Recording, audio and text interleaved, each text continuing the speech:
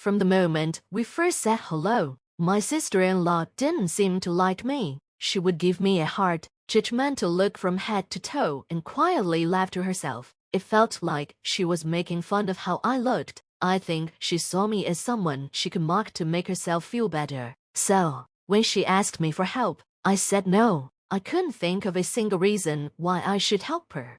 My name is Maria, and I got married 3 years ago. Now, I live with my husband and his family. My father-in-law passed away when my husband was still in school, so it's just the 4 of us now. My husband, my sister-in-law, and my mother-in-law. Originally, we didn't plan to live with my husband's family. It was just going to be him and me. But about a year after we got married, my mother-in-law had an accident and hurt her leg. So, we decided to move in to help her.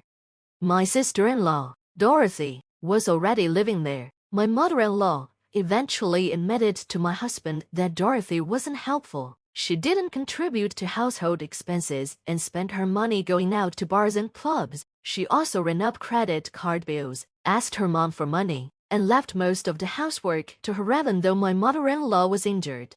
Honestly, I think my mother-in-law is too easy on Dorothy. Even though Dorothy is in her late 20s, I guess it's hard for a parent to stop caring for their child. So, despite knowing Dorothy isn't very responsible, my mother-in-law doesn't feel she can ask her to leave. My mother-in-law is a kind and gentle person, but living with others can be challenging, even with kind people. Above all, I really didn't want to live with my sister-in-law.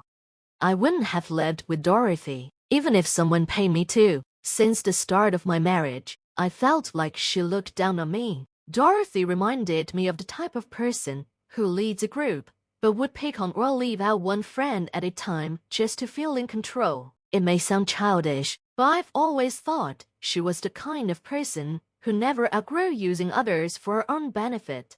From the moment my husband introduced me to her, I could tell she didn't like me. When I told her my name, she gave a little laugh and said, "Oh, I thought you were around 40. You look so mature." She probably just wanted to imply that I looked older. Since then, every time she saw me, she commented on my clothes, mocked my appearance, or laughed at me, saying things like, "A grown woman over 30 wearing fast fashion. How out of touch. Were you homeschooled or something? You don't seem like you'd fit in with people like my friends." Honestly, I don't care much about fashion or standing out, and I'm fine with that, but Dorothy had no right to ridicule me. I do have friends, not a lot, but real ones. Her attitude made it clear that we didn't get along, so I decided to avoid her as much as possible. I chose to ignore her, without arguing or pointing out her flaws. Then, out of the blue, my mother-in-law needed help, and the idea of us all living together came up. I told my husband that I absolutely didn't want to live with Dorothy, but my mother-in-law called and asked me to reconsider. She was 62 at the time and planning to move into a senior living facility with support services. When my mother-in-law turned 65, she asked if we could live together for just 3 more years, until she could move into a supportive housing facility. I couldn't say no to such a heartfelt request. It was only temporary, so I decided to agree. That's how my husband and I ended up living with his mother and sister. Now, 2 years have passed, and there's only 1 year left. My mother-in-law is keeping her promise by actively looking for housing, so I know this arrangement won't last forever. Sometimes, I feel a bit guilty, as if I'm pushing her out, but she reassures me that this has always been her plan. I think she wanted this time to sort through the house anyway.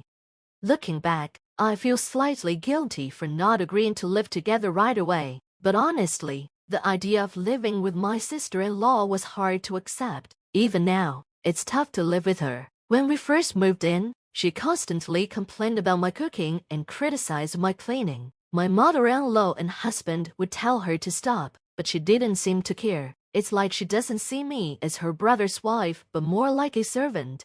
One time, she blamed me for shrinking her clothes, claiming the detergent I used had ruined them. She told me, "You've been married for 3 years and still can't handle housework. You're useless." In truth, her clothes shrank because she had gained weight, but I didn't want to hurt her by pointing that out. I simply said I'd be more careful next time.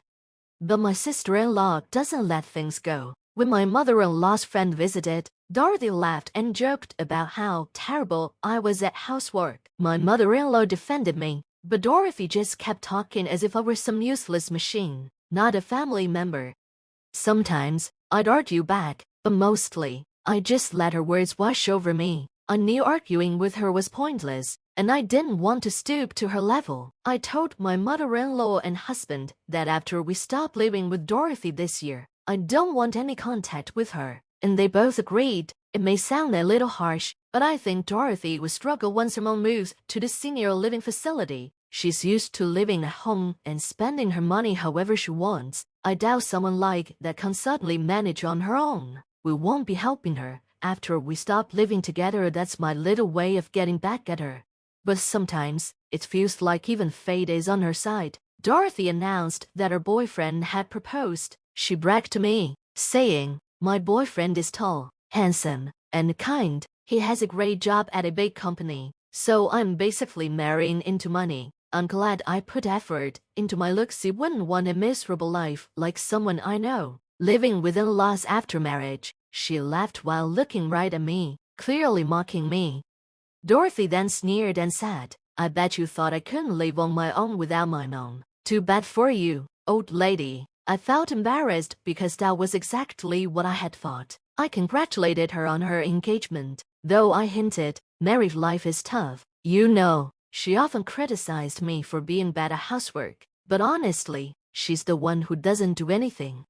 She just laughed, saying, "My fiancé is rich. He'll hire a housekeeper, not someone useless like you." I felt defeated and decided that once we stopped living together, I'd avoid her forever. Until then, I'd just keep my distance. A month later, her fiancé came to visit. I had to serve tea but was told not to talk to him. Dorothy even said, "You're not family to me, so after you serve the tea, just leave. I'm not inviting you to the wedding anyway." To be honest, I felt relieved. I wanted to cut ties with her as soon as possible. When her fiancé arrived, I served tea as instructed, knowing this might be the first and last time we'd meet. I glanced at him briefly, and he looked back at me. Just as he started to say something, Dorothy quickly interrupted. "Oh, don't worry about her, Steve. She's just a housekeeper. Remember, I told you about my useless sister-in-law who can't do anything. There's no need to get involved with her." Hearing those words, I bowed slightly to Dorothy's fiancé, Steve, and left the room, feeling embarrassed. Then, to my surprise, Steve called after me, saying, "Maria, weren't you a senior consultant at the firm? I can't believe you're married to Dorothy's brother." I looked back, realizing that Steve was familiar. He had been my junior at work before I quit to get married. We'd lost touch after he changed jobs, and neither of us could have imagined we'd meet again like this. Turning to Dorothy, Steve said, "I've heard a lot about your sister-in-law, but I never knew it was Maria. You only ever told me bad things about her, so I thought she must be a terrible person. But we worked together, and I know she's nothing like you described." Dorothy looked confused, not understanding why Steve was upset. Seeing her bitter smile, I started to feel uneasy, wondering how badly she had misrepresented me. Steve then explained to Dorothy how I had once helped him at work and even lent him money when his mother was sick and needed surgery. Back then, I had just inherited some money from my grandfather, so helping him seemed like the right thing to do. I hadn't thought much of it, but realizing now how much it had meant to him, I understood his gratitude. "Maria was a true friend to me," Steve continued, "in that you've been treating her like a housekeeper. I knew you could be harsh, but this is too much. I can't stand to be with someone who treats people this way. Our engagement is off." With a cold look, Steve announced he was breaking off their engagement and stood up to leave. Desperate, Dorothy grabbed his jacket and pleaded, "No, it's not like that. This is just how Maria and I joke around. Right, Maria?" She looked to me for support, but I could only shake my head. "Sorry, I can't lie." Dorothy broke down in tears, shouting, "Why are you ruining my marriage? This is all your fault." She raised her hand to hit me, but my husband stepped in, stopping her just in time. Still lashing out, Dorothy was suddenly silenced by a sharp slap from my mother-in-law. "It's not Maria's fault, it's yours," my mother-in-law said firmly. "You've been harassing her and causing trouble all this time, and I won't tolerate it anymore. This engagement ended because of your behavior. You'll need to leave the house by the end of the month."